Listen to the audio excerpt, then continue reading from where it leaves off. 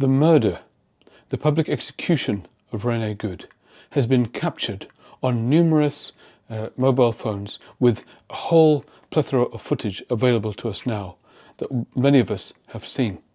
There's one particular bit of footage that tells us something very profound. That is the footage captured by the camera of the murderer himself, Jonathan Ross, who we now know was the ICE agent who shot and killed and executed Renee.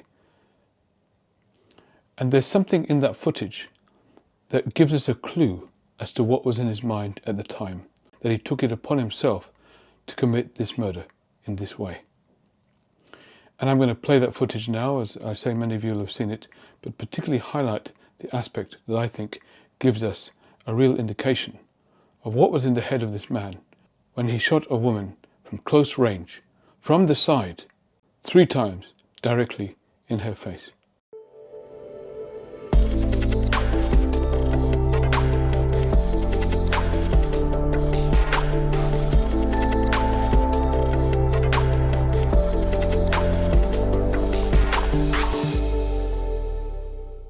So we'll start by looking at this footage that comes from his mobile phone. Remember, most importantly, as you might say in America, his cell phone. Remember, most importantly, this is a footage that was taken by the man who killed her himself. So he was taking this footage from even before the point at which he got out of his car, when he arrived on the scene. And he took it all the way through to the point at which he killed her. Now, we don't see the actual killing itself. The phone is deflected at that point. But remember, this is a phone that was held, a bit of distance away from his body. So it's not a body cam, it's the footage taken from his mobile phone. So any movements of the mobile are not movements of his body, they're movements of his hand or hands. And there's a moment, there's literally a couple of seconds in there that tells us something about his mental state at the time and what might have motivated him in his own twisted way to go ahead and commit this heinous crime.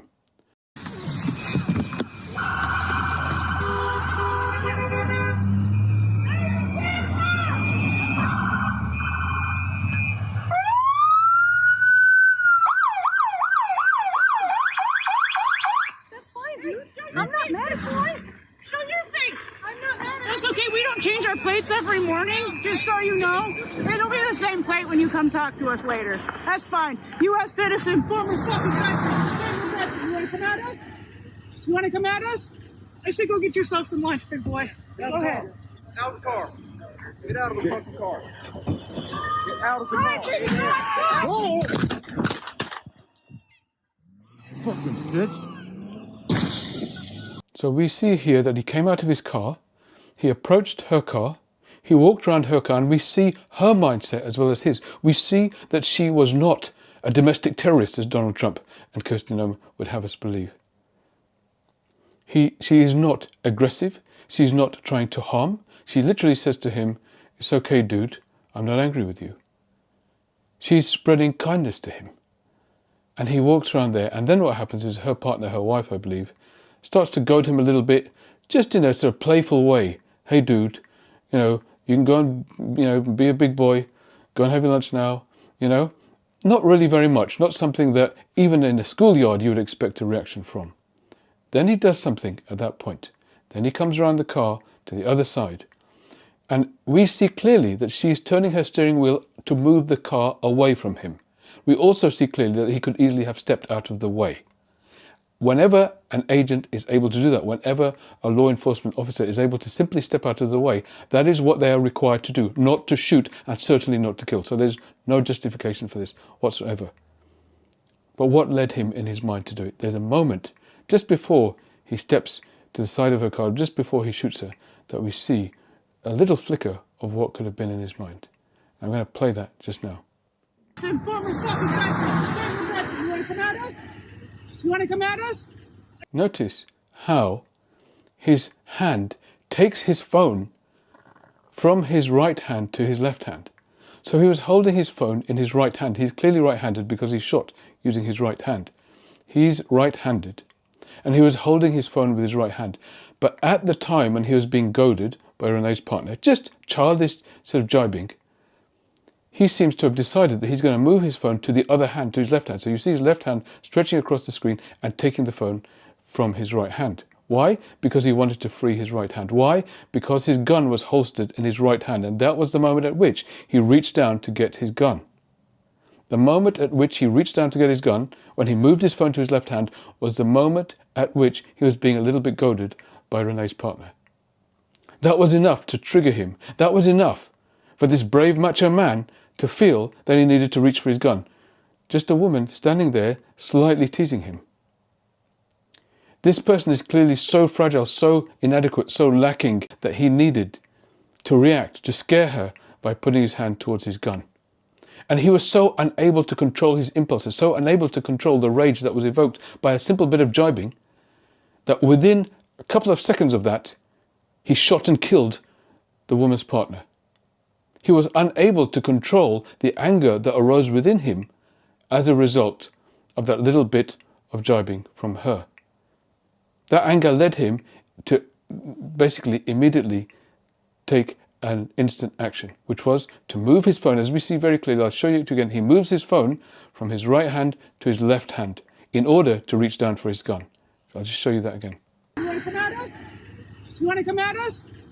And you see, he's only doing that so that he can reach down for his gun at a moment in which he's being slightly ridiculed. And then he steps round to the side of the car, because we see from the bullet entry into the car that he was shooting from the side of the car, just one corner towards her. He was in no danger. Instead of stepping back in this state, in this agitated state, where he's feeling, like a child in a school. He's clearly emotionally not much more mature than a child. And he feels unable to control himself at that point. So he shoots her. And then he shoots her again 2 more times from the side window. And then what does he say at the end of that? Fucking bitch. He calls her a fucking bitch. So much is his anger, so driven is he by his anger in response to this little bit of disrespect, that even killing her is not enough. He still has to insult the corpse of the woman that he's just killed. So driven is he by anger. This is also what connects him to Donald Trump, to J.D. Vance with his disgusting press conference recently where he ridiculed a woman who's just been killed. And that is what connects him to the whole swathe of the MAGA movement too. This overwhelming rage, this inability to control anger, this inability to channel anger into something constructive, because you may have heard me from previous videos, anger per se is not a bad thing so long as you're able to channel it, so long as you're able to absorb it, to feel it, to process it, and then to convert it into something productive, to do something good in the world. These people are not able to do that.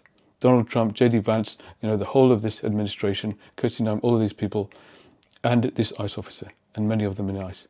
They can't control their anger, they react immediately, and sometimes with fatal consequences, which is what happened here. This guy was acting purely out of anger, purely out of malice, purely out of a reflexive revenge. This is not professional behavior, this cannot be legal, this cannot be acceptable. And no valid investigation could possibly find that this act was in any way justified. I hope you like my video. As a psychiatrist who loves politics and economics and philosophy, I love to make videos like this, and you can really help promote this video to other people and get it on your feed more by liking and commenting and subscribing to the video as well. We have a wonderful community of people here who comment and support each other through this very traumatic period of world history that we're going through right now.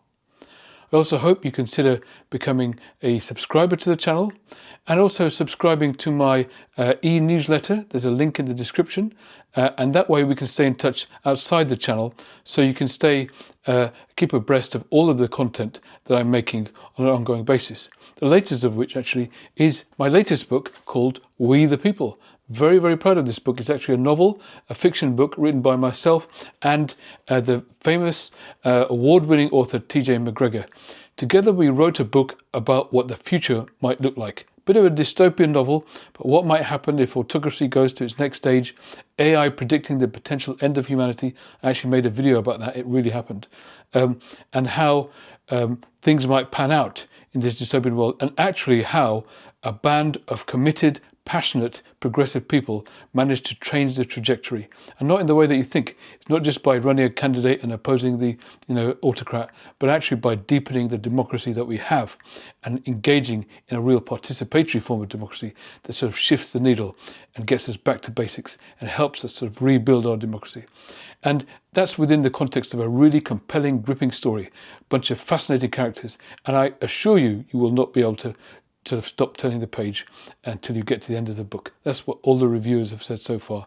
Lots of people love it, and I hope you can get it. You can get it on Amazon, any of the global Amazon bookstores out there. Please do order your copy of We the People.